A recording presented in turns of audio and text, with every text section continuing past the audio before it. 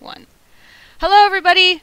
Welcome back to Eye on the Storm. Thank you for joining us. You guys are already quite lively here in the Misscliks chat. We appreciate you joining us. And in case you somehow missed the memo, probably the reason people are so rowdy is because we will, in fact, be giving away keys to the Heroes of the Storm beta.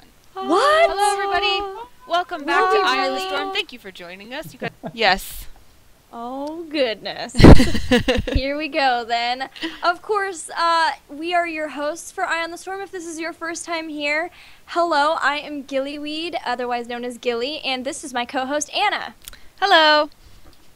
We Hi. do stuff in Heroes and in esports. You've probably seen us around on Twitch, on Twitter, all of those places. But this is not necessarily about us. This is Eye on the Storm. This is a show that we started. It actually, a little history lesson, started as just like a study hall that Gilly and I wanted to do because we really want to be involved in this game and ultimately know enough about it to cast it.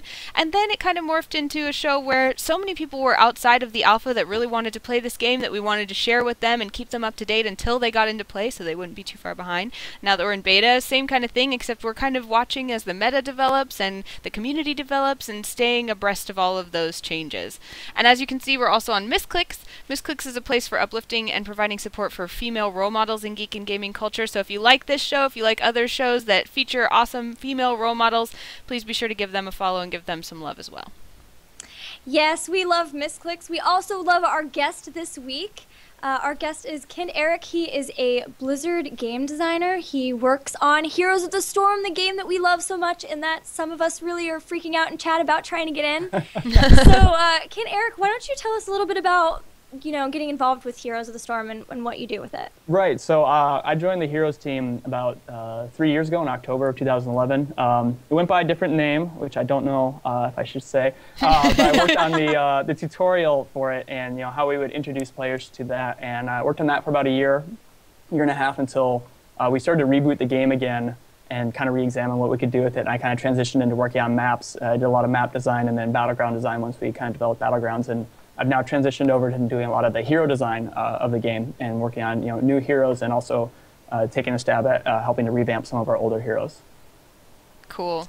Awesome. So what we're going to do, normally on Eye on the Storm, you'll see us kind of have a study topic, and we'll have someone who comes on to help us discuss that topic, and then you'll see us do a character spotlight with a build and a play session to kind of see how that works in actual game, as well as a community spotlight at the end that shows something cool that someone's doing in the community. We're going to do things a little bit different because we have the expertise of Kent-Erik here, obviously. So we're going to...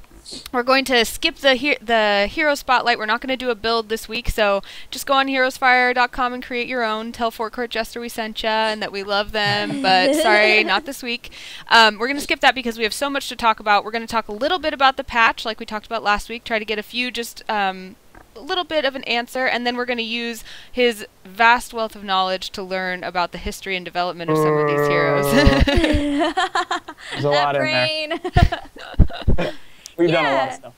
So, of course, since we've got such a knowledgeable guest here, guys, if we like to do a Q&A, we'll be doing it throughout the show this time. So if you have questions, probably in the chat is not going to be a great place to put those. If you could tweet those to us using the hashtag StormShow, we'll be watching them, monitoring that, and we'll try to make sure we can get through all of you guys' questions, whether it's during the discussion or during the play session as well. And, of course, beta key giveaways are for the North American region, and that will be going on. I think we just had our first one, so we will do our best to announce all of those at the end of the show, too. And so just make sure you're in chat because it's going to be Nightbot giving those away.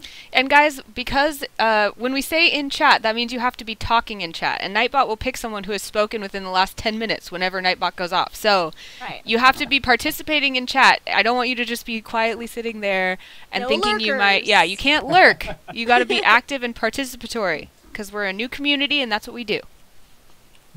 So let's get right into chatting. We have a few questions about the patch to start us off, right, Gilly? We do. Well, we're going to review the patch again, just in case you guys forgot. We had a patch a couple weeks ago, which started closed beta, and the craziness that's convinced from that. Of course, it brought ranked play. We've got the Hero League, where you can actually play with the draft system, which is really, really fun to do. And then there's a new hero, Thrall, as well as a new map, which is Sky Temple. And then there are also some stat and talent tweaks, notably Resurgence of the Storm, Finally. the Bane. Oh. Farewell, Resurgence. We won't miss you at all. We shall resurrect no more. Yeah. So happy to have that gone. I think a lot of people are right there with Would you, you say- except for the tank players. Would you say, Kent-Erik, that that's your favorite change in the new... Honestly, it's like top 3. Having rank play is really awesome. Having Thrall is really awesome. Having all the reworks, like Lily's rework, to me makes her super more playable, and I love it. And Abathur's and Falstead's, I think they're awesome. But Resurgence, oh gosh, like every game is just so much better. And the catapult change, that one is up there. That one brought our game lengths down a lot, so that was really good. Brought your what down? Our game lengths. Games were running really long. 2 of the reasons were Resurgence, and we accidentally nerfed the catapults through some... Right. It was our bad. Hey, but that's why you have an alpha and beta. Yeah.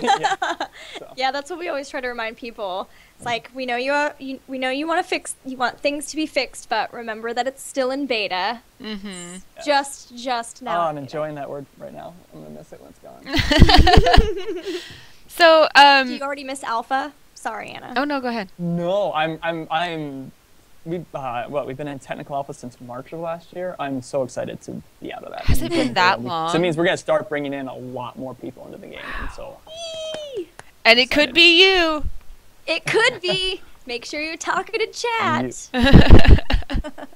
So, I mean, we don't want to spend too long on this because, like I said, we do want to talk a lot about kind of the development of heroes, just kind of hearing some of those stories. We've been promised a story about the heroes naming oracle that we spoke so fondly of a few shows ago, if you guys remember that. If you don't, watch the VODs on youtube.com/Misscliks. But I wanted to know kind of what general feedback Blizzard's gotten so far about this particular patch and the closed beta, the transition from alpha to beta. Do people think that it's the right time? Are people pretty satisfied? Do people think that this patch is any different than any of the other patches we've seen? What do you think? It seems like right now feedback it's just overwhelming. There's just so much. There's ranked play, and so people are like, oh, you guys got to fix all these things about drafts. And it's like, yeah, we know, we want to do that too. And then it's like, oh, I can get in finally. And we're like, yeah, that's right, you haven't been in, come on in. It just we're so many different audiences we're catering to all at once that it's just. Having Resurgence gone was a huge deal. Having the catapults refixed, so games actually end when they're supposed to end and not drag on for 45 minutes. Garden of Terror, I'm looking at you. But it's just a wide reaction, but it's all been pretty overwhelmingly positive about all the stuff going on. We're super hyped as a team to enter this next phase and keep marching forward towards open beta. Awesome. Sounds good to me. As far as Hero League, what can you tell us about what maybe we can expect to come? People have talked about, will bans come in, or the timing of picks? What can you tell us? So we're still kind of in the very rough edges of ranked play and what that looks for us. So we have like a full design in our mind and this vision of how ranked will work in Heroes of the Storm. And right now we have like one piece of 3 or 4 that we need in, and that's like the Hero League. And we got that stood up. We got the technology stood up. We're working on Team League next to get that out to you guys as soon as we can. And then there's some other things that supporting systems to go around that. And we're looking at all the feedback, and we're definitely taking it very seriously. We're discussing bans. We're discussing the timings and everything like that.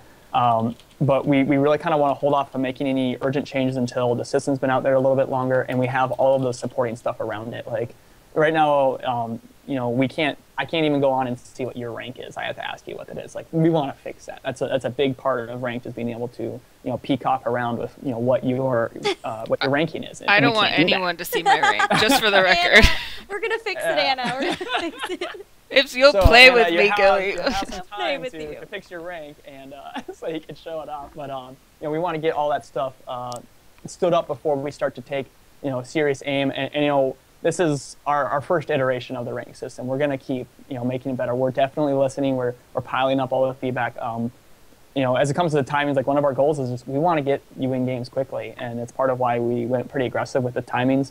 But we'll definitely be keeping an eye on it. I was going to ask, because you mentioned the catapults and game length, and then we've talked about, and I know I've talked to Trixler also about, the picks being fast because of game length. So is that one of the main focuses of the development team really wanting to keep those games really short? Because for me, that's something that I love about Heroes. Yeah, actually, that was one of our internal, like, we had like a document as like our design values, which has changed countless times. But one thing that's been pretty consistent on there is keeping the game length short. We didn't want 45-minute games, hour-long games. We wanted to keep, aim for that 20-minute or 17-minute average around in that time period. And so it's something we're very cognizant of. And the longer we make the draft stage, the ratio of time spent drafting to time spent playing, like we're already at a shorter game length, so we gotta watch that draft window, or the ratios get kind of blown out. You're spending more time thinking about playing the game than actually playing the game, and so it's just something we're very conscious of. But yeah, we definitely wanted to like, hey, this is a game. I got 20 minutes. Oh, I could probably sneak a game in, before I gotta leave for that whatever thing I gotta do, right? And it's something I certainly love about the game personally. I think for me, draft mode is people are going to think this is crazy, but draft mode is my favorite part of the game. I love the strategy behind the draft. I could just feel like, okay, we're just going to do a draft and the game's over. This team would win because they're draft. Like, I love the draft. So it could probably be very long for me, and I'd be okay with it. But I totally get that. I did want to ask, though, the core has been buffed fairly recently, like with more health and shield, like regions and stuff. Yeah, so I don't know if it was this patch or maybe a patch before. So I just didn't know if that, like, if maybe games were running too short or there was a different reasoning that you might be able to say for that or something. So the core is something that we've gone back and forth on countless times. Something we have to be pretty careful. Sorry. Please continue. Can you like bring him up into your lap? Like, I love that. Sorry, I muted the stream, but not you guys, so I yelled in your ear. Sorry, real life. Anyways, the core is something we have to be pretty careful with. We want to let games end, right? We don't want to force every game to go at least 15 minutes. We want, if it's clearly a snowballed game and like we want to let you get out. And so we want the game to end at 9 or 10 minutes if it's really a big stomp, like you're up 4 levels, right? But at the same time, we wanted to be cognizant of crazy backdoor strategies that are just very non-interactive. So there was some changes targeted at that. We were also looking at the rule of, if you have both forts in the lane, do you have to kill them both to make the core vulnerable or invulnerable? And we're trying to make, one of our value at Blizzard is having clean rules that make sense. And unfortunately, this is just something that's not clean and doesn't make sense. But we're trying to smooth out all the rough edges that we can. And so we've done some changes, we've done some tweaks. We're keeping our eye on it. But it is definitely something we are going to be looking at going forward. The next few patches is looking at game length. The first thing we want to do is remove resurgence and fix that catapult bug. That was actually a big factor of why games would not end. And then from there, we can have a better picture of like, okay, where's the core at now? And we have some we're talking about. I don't know if we're doing any changes or not yet, but we'll see. Cool. This is a little bit like zoomed out, so forgive me for kind of derailing us a little bit. But I'm curious. I don't know how long you've been in this field, but I'm curious about the development of a game and how much you expect. Like when you started Heroes on the Storm, did you expect there to be this many iterations of it? Is that different than maybe how games were made in the past, where it was just kind of like, we made this game, here you go public? Or, is this the expected growth of a game, or did Heroes kind of give us access really, really early? What do you think? So we brought you guys in really early, and I actually think it was definitely the right call. We've learned so much from the community, and the amount of changes you're seeing as for a Blizzard game is very typical, I would say. Like you look at Diablo 3, after one expansion, they yanked the auction house, and that was a huge thing to do. But props to the team for having the gall to do it. And their game, I think Reaper of Souls was amazing. Compared to the vanilla Diablo 3. So hat off to their team. But like the amount of iteration change, this is for the Blizzard design, that is kind of something we do a lot. That is our secret sauce, is just constant iteration. We try something, oh, we think it works. 3 weeks later, this doesn't work anymore. Okay, we need to change it. And that is just, we have to be careful with that because we can get in that mindset and like, we don't need to change something that's not broke. But like we are always looking at how can we make this better? We are our own worst critics in many ways. But this is a little relatively standard. We're going to try to slow down on some of the changes going forward, especially like once we go into open beta, we go into release. We don't want to up in the game from its own players without it having the proper ceremony. Like an expansion in like a StarCraft 2 game, they can do a crazy change in expansion. Everyone wants that and expects it. But like in a patch, if you added a new unit, everyone would go like, well, what are you doing? You're changing the game. They'd probably like it if you added a unit, but if you cut a unit, everyone... Not if it's Swarm Host. This actually, we have a question that's very close to this from Twitter. It's from Topher_doll. When the game was first coming together as an SC2 mod, did you see it as a standalone game? And then he clarified, by that I mean, did you see the future and what the end goal was for it? Like, did you see it developing to this? So it depends on who you ask. Some people thought it was just going to be a mod, and some of us deep down had dreams of it becoming its own game and really growing. And it was something that was always kind of up in the air. We marched forward assuming it was going to be part of the SC2 arcade, and it was going to be a flagship mod that we'd make for it. And then we kept bringing it up, and feedback we kept getting from within Blizzard was like, do more with it, do more with it. To the point where it's like, we can't do any more without it being its own game. We're going to make it its own game. Why aren't you doing more with it? And it's like, okay. So, we went to work and made it its own standalone game, just using our same engine and kind of figuring that all out. But I think that internally, I always hoped it would become its own thing. And so for me, I'm really happy. This is like a dream come true for me. How long have you been working in this industry and with Blizzard? So I joined Blizzard about 4 years ago now, Cool. and they are, my first job out of college. Nice. Yeah. That's a blessed trail, going straight to Blizzard. I can't believe I pulled it off. All right, so sorry for, like I said, derailing us, because we were kind of talking about what's new right now and then getting some of the inside info. We have new hero and new map to talk about, and I'd love to get kind of the designer view of what's really exciting about. What should we start with, Thrall or Sky Temple? What do you guys think? Let's start with Thrall. Okay, let's do it. Okay, so if anyone's curious, you can go on YouTube, I'm sure, and find the BlizzCon. We talked a little bit about Thrall. I can give an extended story here, but Thrall was one of our original 12 heroes, and we showed at BlizzCon 2011. Where he was a support. I think the original vision for him was that he was riding his wolf. He was like a Farseer in Warcraft 3, and so we had much more of a support kit to him. But then we pulled him off the wolf, and he's running around on the ground. And so, and we kept him like that. It was a great support kit. It was wonderful. And then when we took the game offline, we took Thrall offline because we're like, it doesn't really fit as fantasy. We'll deal with that later. Let's sort out the core game first.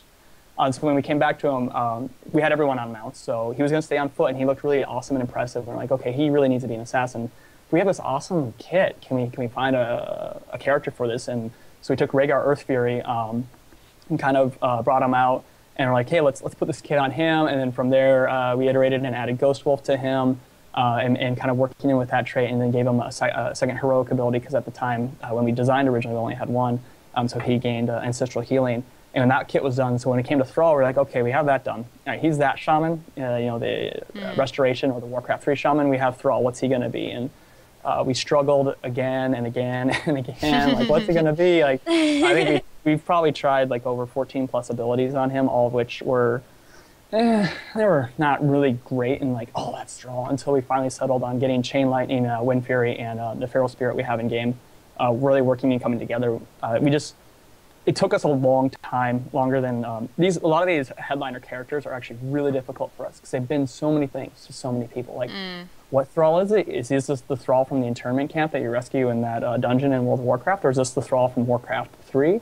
Or is this the Thrall from Vanilla WoW, or the Thrall from Wrath of the Lich King WoW, or Cataclysm? Or now you have Warlords of Draenor Thrall, who's like shaved his head or something. Like, he's been so many things, right? And so we kind of really wanted to narrow in, looking at what the artists were kind of making his look, and we're like, okay, you know what? Rhaegar is this type of, is the, what did I say? I forgot, Restoration and Warcraft 3 Shaman. He's the, Thrall will be our Elemental Shaman, our Enhancement Shaman, like a melee spell weaver. And so that's where we got the Frostwolf Resilience trait from, is like something where he's encouraged to weave his spells a lot to keep himself in battle. And so it was a very, very long and painful road to get there. In fact, we thought we were locked down on him until we didn't play test him for about 3 weeks.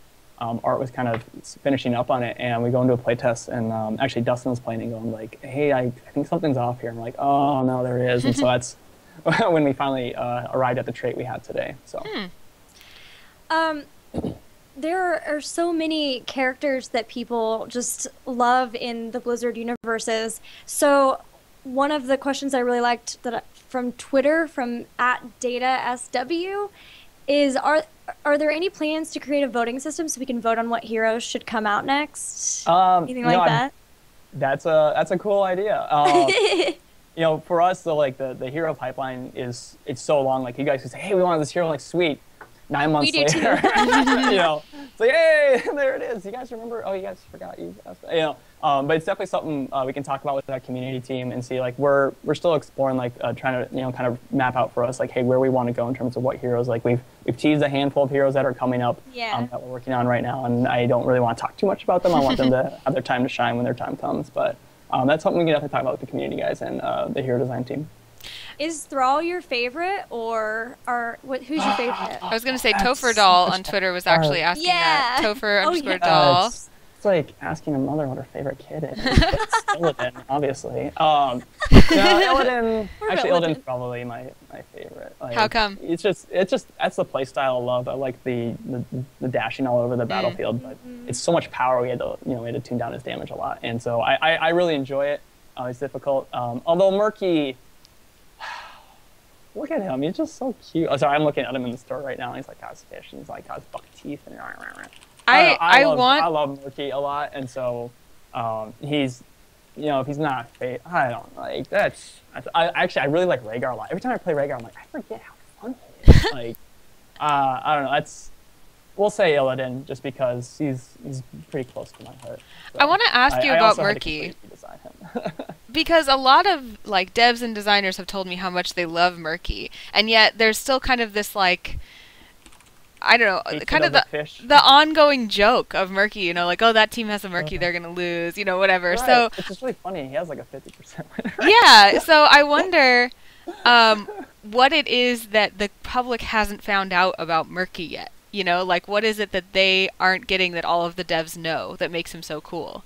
Well, I think what it was is that the initial Murky we shipped was very, very, very good at backdooring, way better than we intended, and so that became the only way to play Murky in the community's eyes. And we were like, oh, we got to fix this, and so we fixed it. We didn't do a great job, I think, of announcing, hey, we've kind of reoriented Murky. He's now this kind of really, sustained team fight assassin, play him like that, and so. I don't think we did a good job of communicating that memo, and so I think that kind of old Murky has kind of lingered on. I think as our audience starts to expand a lot, we get a lot of people who never knew the old Murky, that they'll take him more at face value and figure out what to do with him. Like there's like a nightmare in my head that he's like some sleeper OP hero that we haven't figured yet.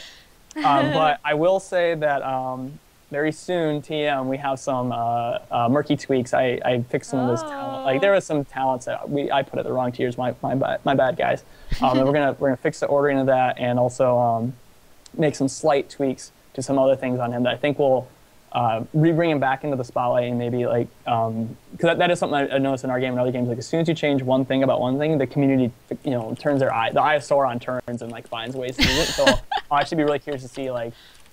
There's a handful of changes I'm not going to say, but like I'm curious to see what the community does in this next patch. And Murky, man, like, oh, what's funny is you get in a game and you have a Murky and an Abathur, and people who don't realize are like, oh my gosh, Murky and Abathur, we're just going to lose every fight, and they don't understand that like the Murky Abathur combo is real. Like you put that symbiote on Murky, like Abathur is just firing things left and right on his nice invulnerable fishy buddy that gets always right back in the middle of the hype.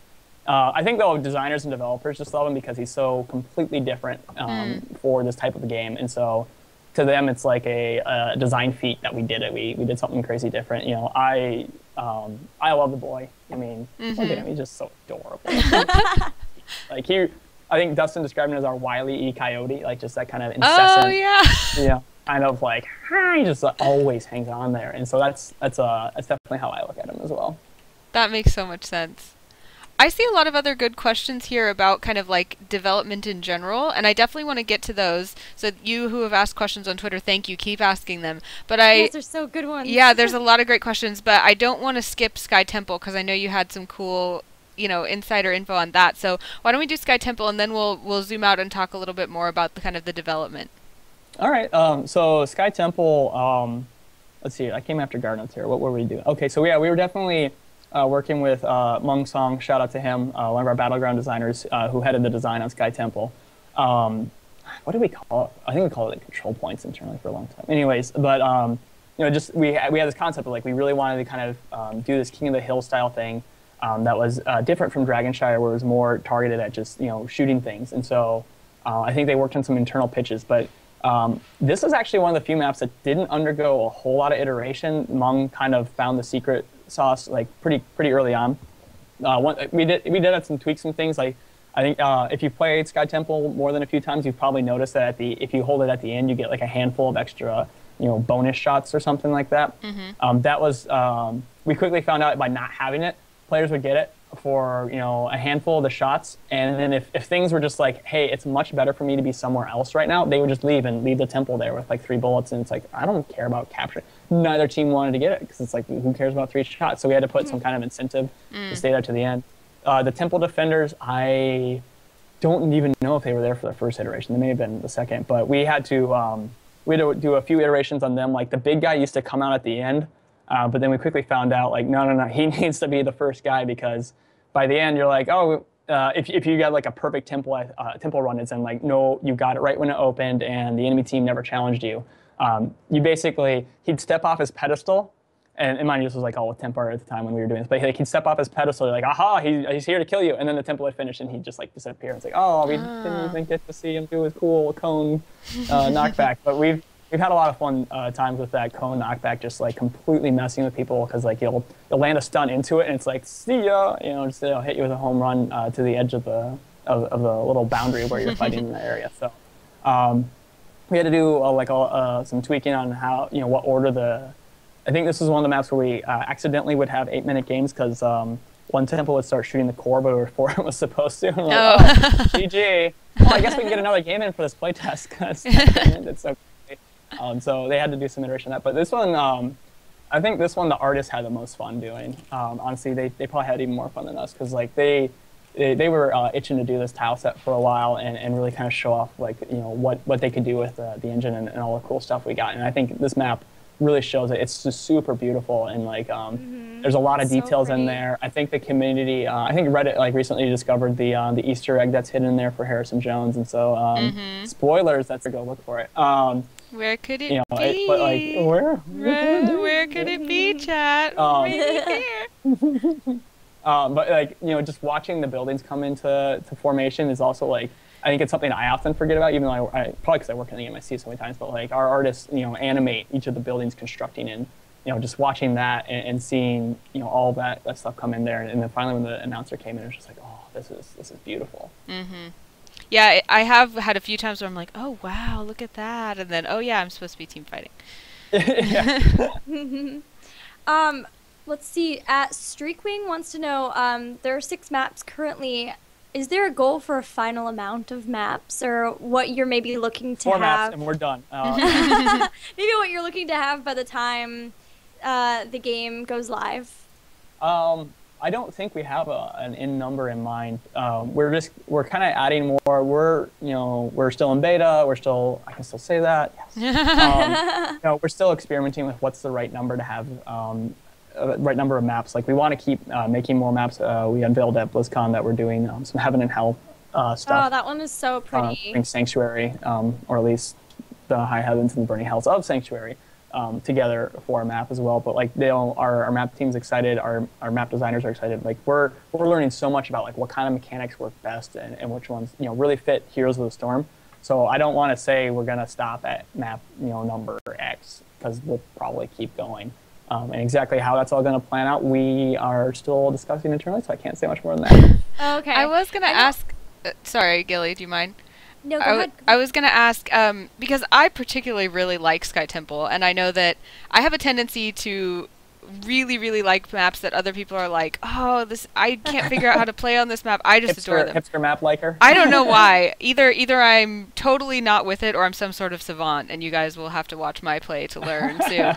But I was curious, as I was going through that map, because the mechanic is so different than any of the other ones that we've had before.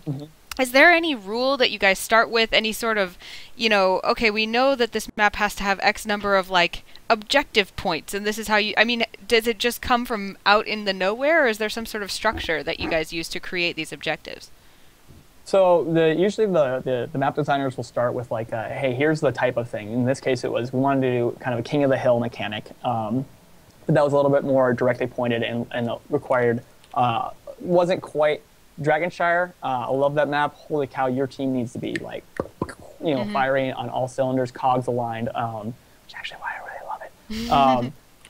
But for Sky Temple, we want to make it just a little bit more friendly to the players in terms of just go get the thing and good stuff will start happening. And defenders are attacking you. And so he started with just we wanted to do capture points, and from there we just start with the very rough mechanics. And he gets a paper pitch together. He sends it out to the team. We tear it to pieces. He comes back to us with a better one. We tear it to pieces. This process repeats until we're finally it looks good enough to test. And so they'll implement it and.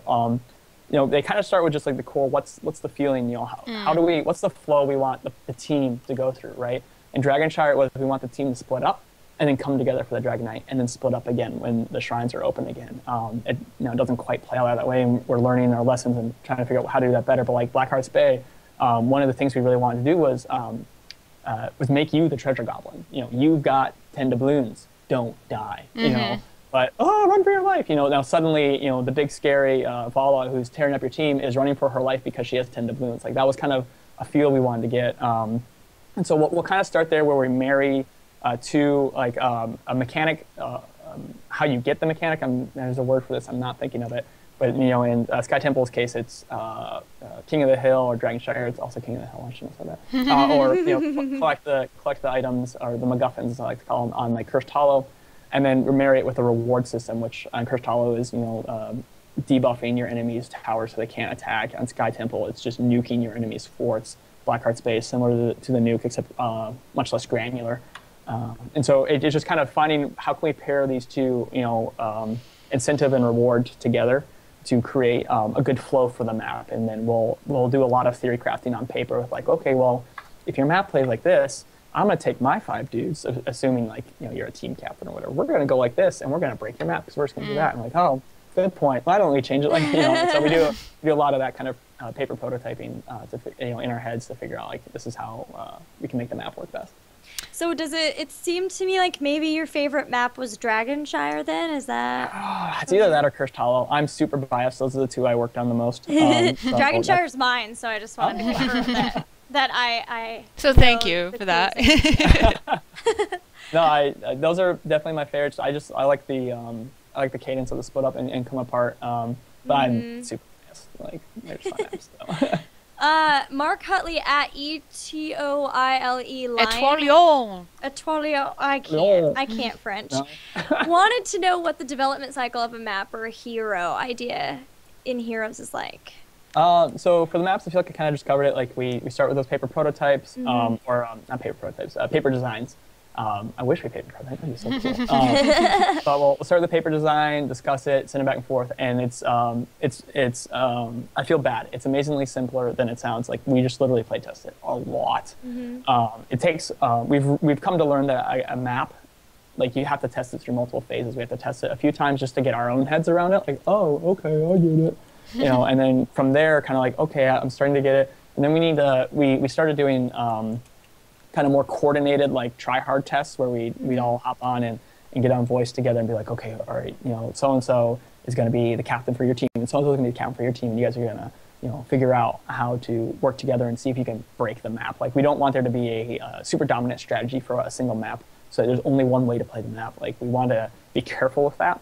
And so towards the end of the cycle, we'll start to do that. And then we'll kind of soft lock the map so art can feel safe to make a bunch of art that we won't, like, oh, you made this awesome creature, we don't use it. And, we don't want to be in that case ever. So we try to lock down the map on the design side so that our team can then go in.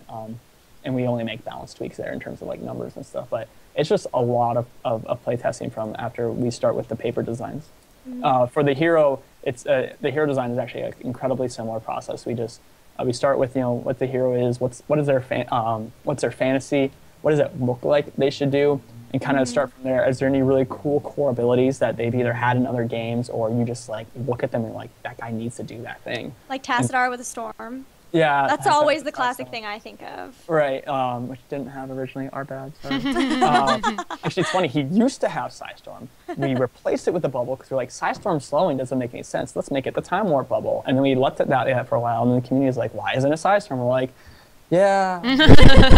He doesn't really need to slow. There was a time when Tassar was much more like a blue mage type character, and so we were trying, like, this was before he had Archon, and so he was all about Force Wall, which used to be a lot meaner than it is now, but like he was just very much like this kind of like nuanced support character, and the feedback was like, he's a high Templar, he should be nuking people as High Storm. We're like, okay, that's fair, and so we had to do some tweaks there, but like we'll start with that Fantasian look. We'll scrap together some paper designs, say, hey, here's what I'm thinking. Then we'll be really brutally honest with each other and say, this is where your design's good, this is where we think it could be a lot better.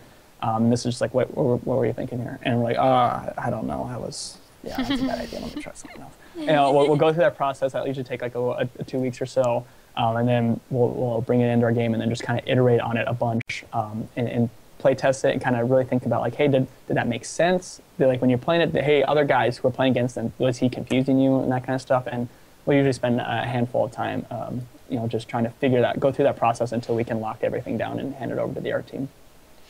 Well, we have a lot of those things that you're still working on to look forward to, and I know you said you don't want to speak too much about them because you kind of want to let them have their day. So why don't I list the ones that we wrote down as looking forward to, and you tell us whatever you think that we should know about it.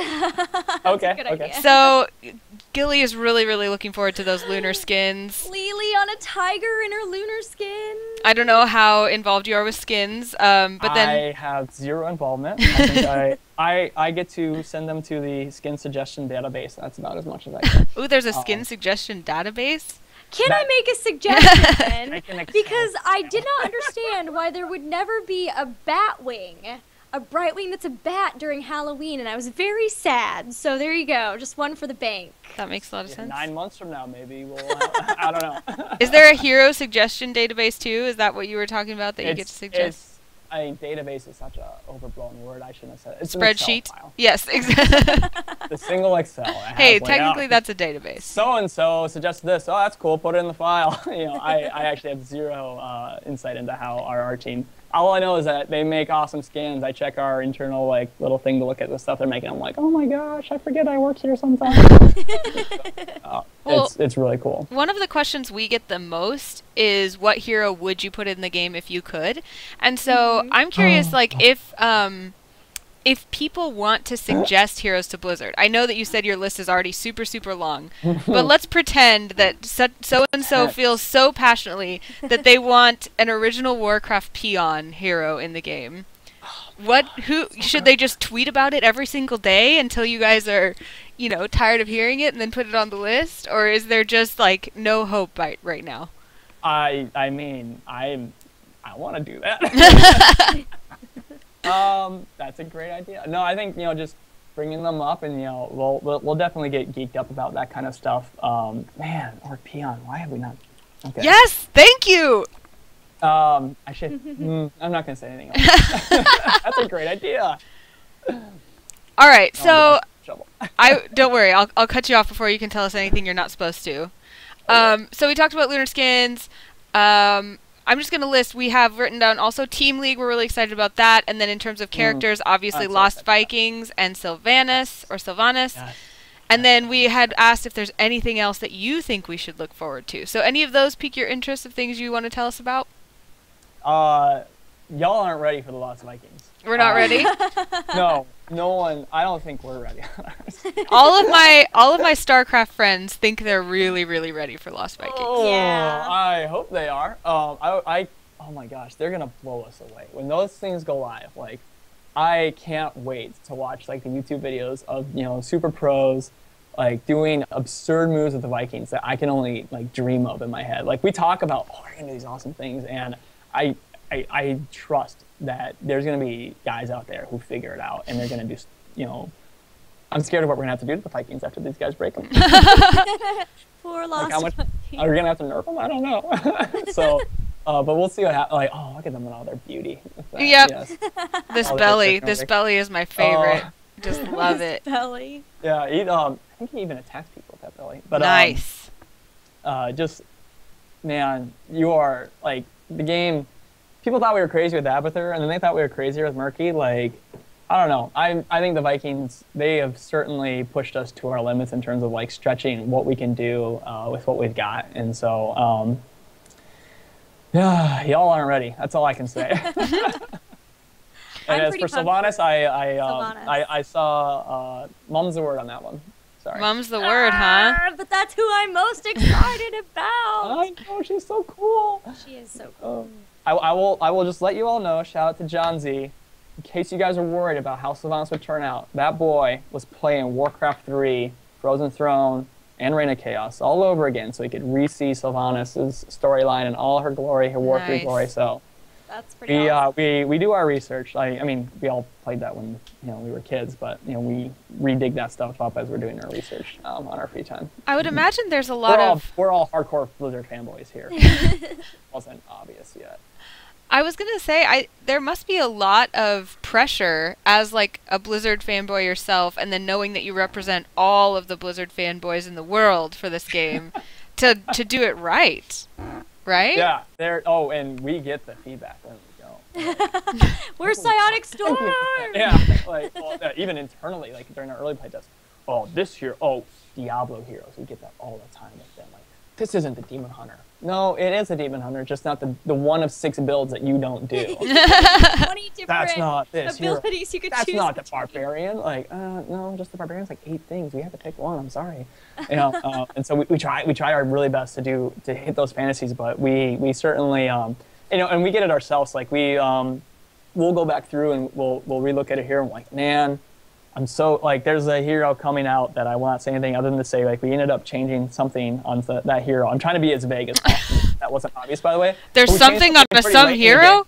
Something on some hero we changed really late in the game when we kind of was like, ooh, this is kind of scary. And we did it, and a week after we did it, I turned over to John. I'm like, I'm really glad we pulled the trigger on that change. That really speaks to the fantasy of this character much better than what we were doing before. And it's like, yeah. And so we definitely... we're so in the forest, if you will. We're looking at the twigs, and we don't realize that we've made an oasis and not a forest. And it's like, okay, we gotta redo that again. That metaphor completely fell apart. I was like, yeah, that's deep. It's deep. It's like, that's so deep. I don't know if I understand. Yeah. I'm just gonna. I totally get it because I'm really intelligent and spiritual. Yeah.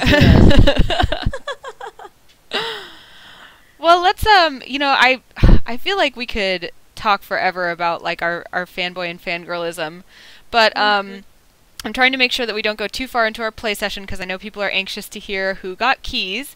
So Gilly, do we have anything else in terms of what we're looking forward to that we want to ask, or should we move on to just our little heroes history session that we were hoping to have?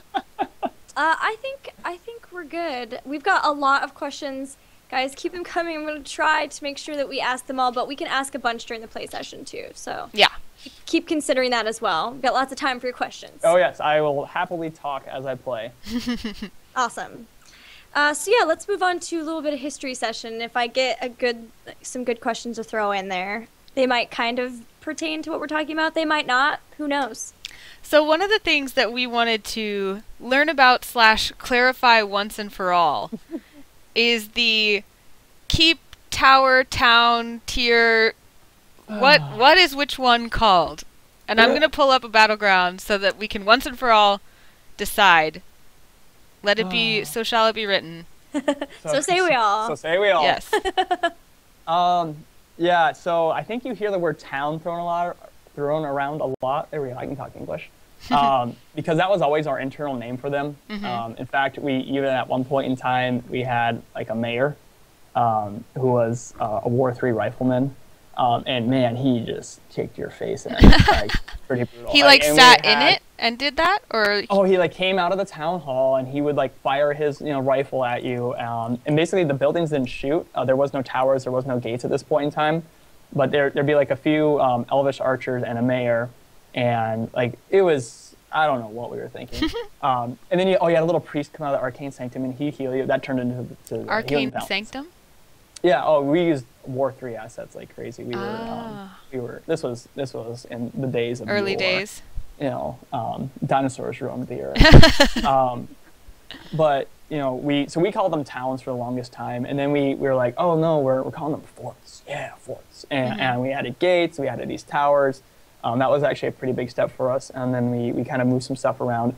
And then there came this time before BlizzCon 2011 or 13 we were like, hey, we need to, we're going to start going into alpha pretty soon. We need to start locking down all the names for everything because the announcer's about to be recorded. And so shout out to Johnny Ebert, one of our senior designers who now works on the Diablo 3 console. But he, sat down and came up with a huge list of names. And I think that's where we got Fort and Keep. And I think Fort was the outer ones and Keep the inner ones. And then, we used to have 3 towns in each lane.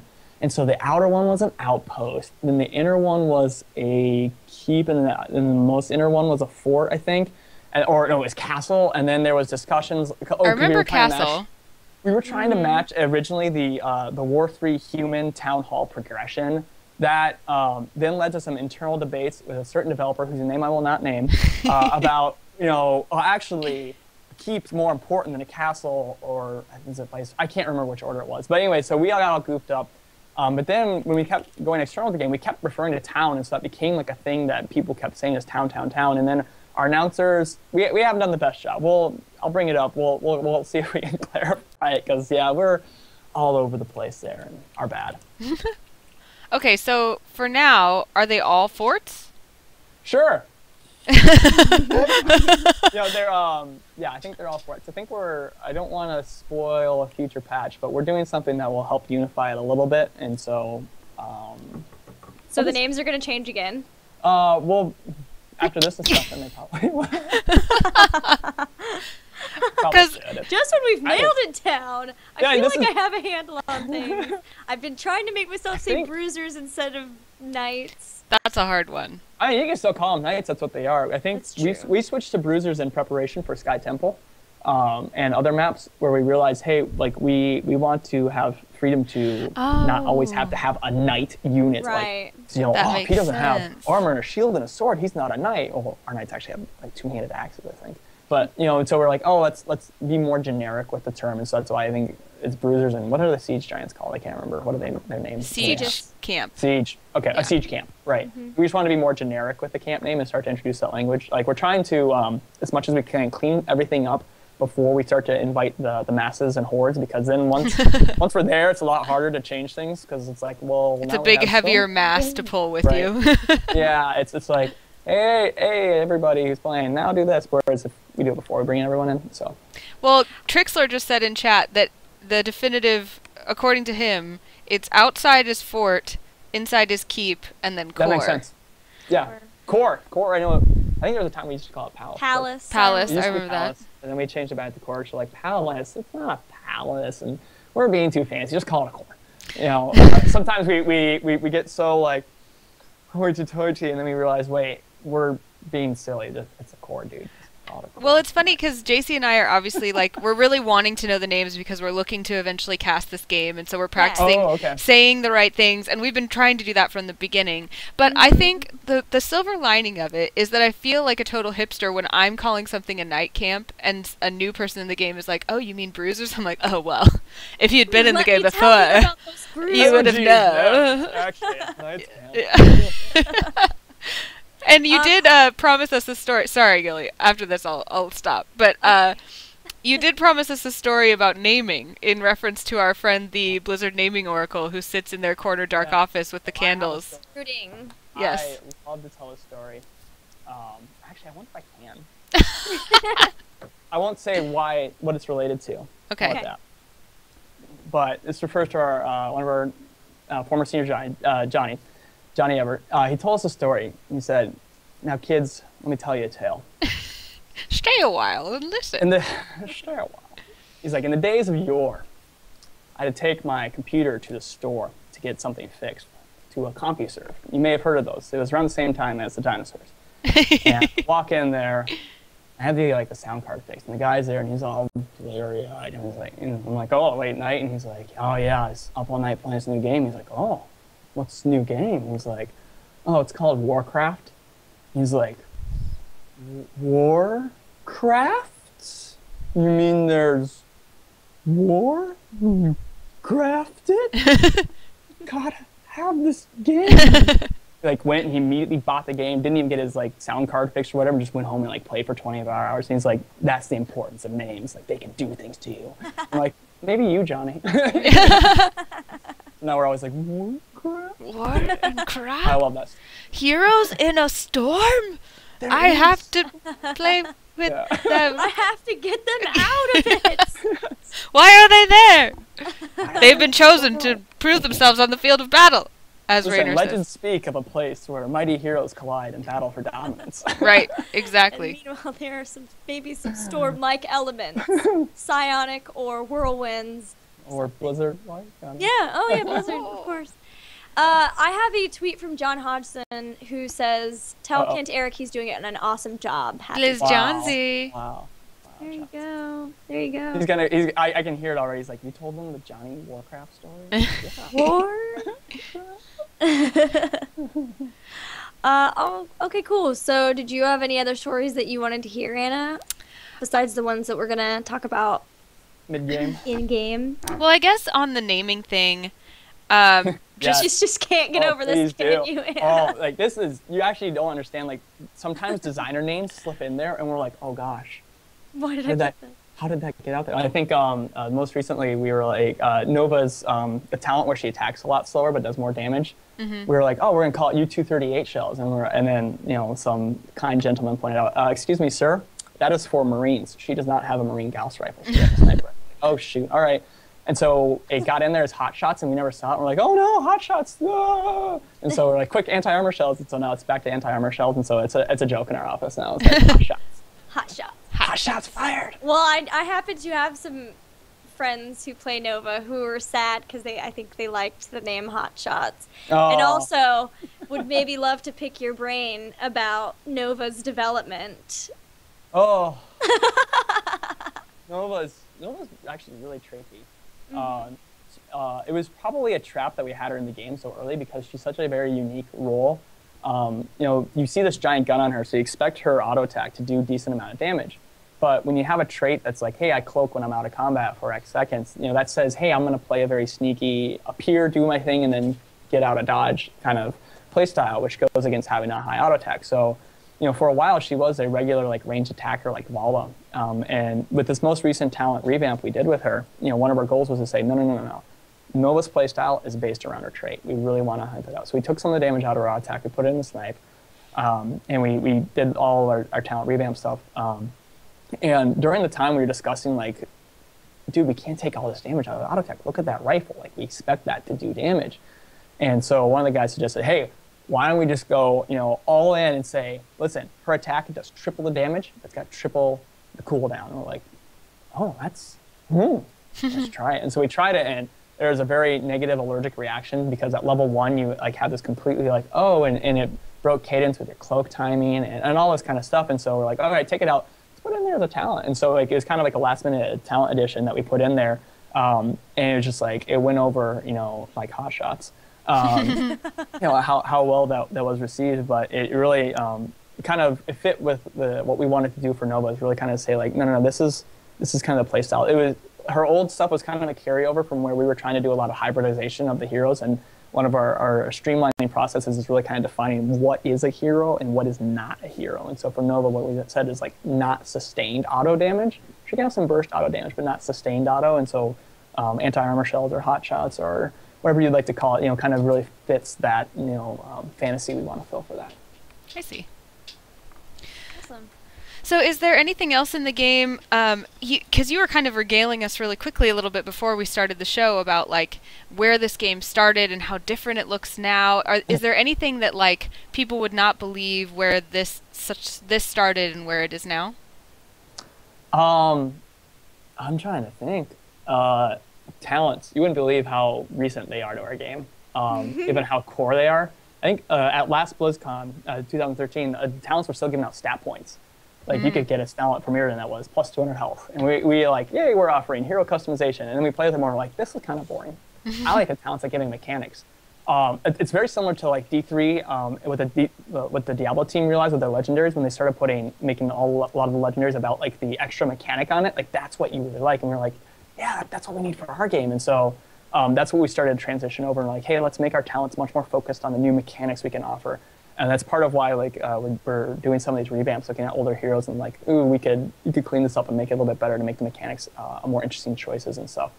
Other than that, I feel like I've covered a lot. Like those towns, and we added gates the first time. That was like, whoa. Although at first we put the gates in and you could actually still see through them. And we're like, we took the vision off of that. The next day we're like, oh my gosh, that's brutal.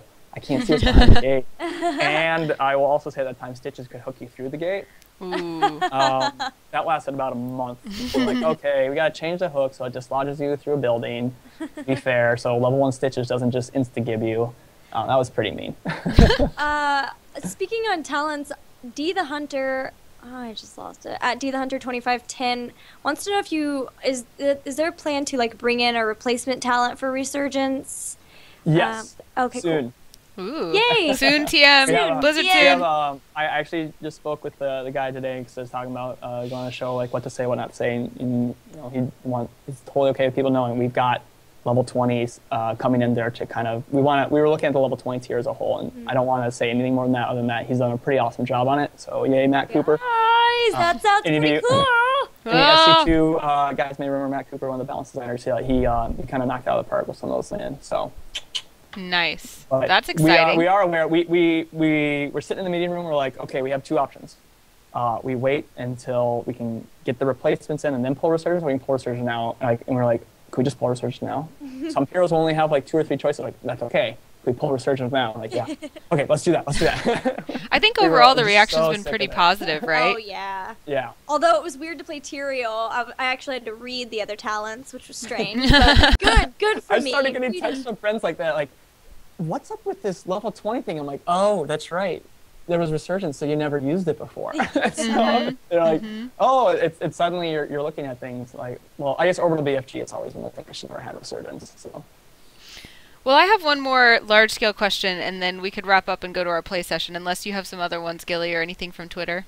Nah, we'll bring him into, the play session thing.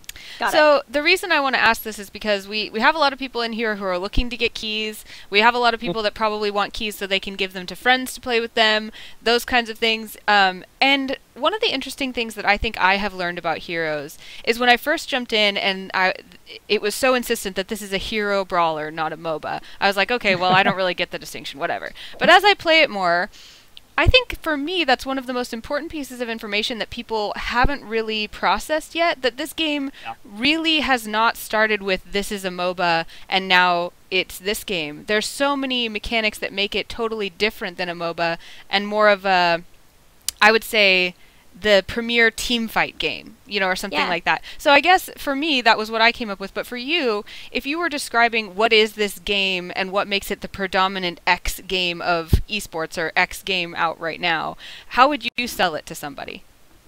This is how I usually sell the game, especially when I have to explain it to like family members who know nothing of gaming. I'm like, you remember the movie Braveheart? And they're like, yeah. I'm like, remember that scene, the multiple scenes where like the 2 armies clash, but then Mel Gibson calls out the other enemy general or whatever, and they have an awesome duel on the fight? That's Heroes of the Storm. You're the awesome general leading these troops to battle, and your goal is to push your army to the front. Now, you've got some other generals with you, and they've got some other enemy generals, and you guys need to work together. But like, it's just this constant game where there's a war going on. You do not have time to rest during a game of Heroes of the Storm. Your eyes need to be on the map and on mini-map all the time, figuring out where should I be. It's a game of, it's a very coordination required game. It's almost, I like to liken it to basketball in terms of like how much coordination, like you need to make that pass in basketball without even looking, knowing that when you guys set up that play, you've trained it 100 times, you throw the ball to your left, the guy's going to be there because he did a pick and roll and he's going to grab it and immediately shoot it for free. You need to kind of have coordination to play at a high level hero game because it is so hero dependent or team dependent in terms of like what you and your allies are doing. You guys need to really work together and you need to be on the ball immediately in terms of like, where to go, what to do. There is no, easing into the game. We kind of start you off the bat and, already, things are on fire. Yeah, I think so too. The excitement level is quite high. Yeah, and there's like, we consciously let you choose your talents on the field. We don't let you go back to your altar to go get them. We offer healing fountains out in the field, so in region globes. So we offer you a lot of sustain in the field. We want you to stay out there because it's a lot more dangerous when you're out there. And we provide very limited vision options to kind of keep the tension high in terms of like the intensity, in terms of like, I don't know what's going to happen. We want there to be a fair amount of uncertainty that you need to kind of pierce the veil and understand what's going on. But I like the name Hero Brawler as well because there's just a lot of fighting and interaction. You know, you're not it's not a very subtle game in some regards because it is very blunt. Like I'm gonna shove my minions into your fort. You're gonna run out of ammo, and then I'm gonna destroy your fort. And what are you gonna do about it? Like you better have a response to this. Like, we're a very aggressive game. We promote a lot of aggression. Very cool. All right, cool. Well, I think we should break for the play session. My internet is going down. I hope you can. We can still hear you. me. We can Okay, hear well, ya. that's good. I may have to restart my router, so it might take a couple extra minutes. But we are coming back for a play session, guys. And more beta keys to come. We're going to be playing a ranked game. Ooh. So Kent-Erik can give us some tips, Oh boy. pro strats. I mean, yeah. Of course. That's what I'm here to do. All right, so the stream will go down. Briefly, we'll be back just as soon as we can for the play session and more beta key giveaways. Yeah. So we'll see you guys in just a few minutes as soon as we pull in everyone for our game. Whoop. Bye. See you guys soon.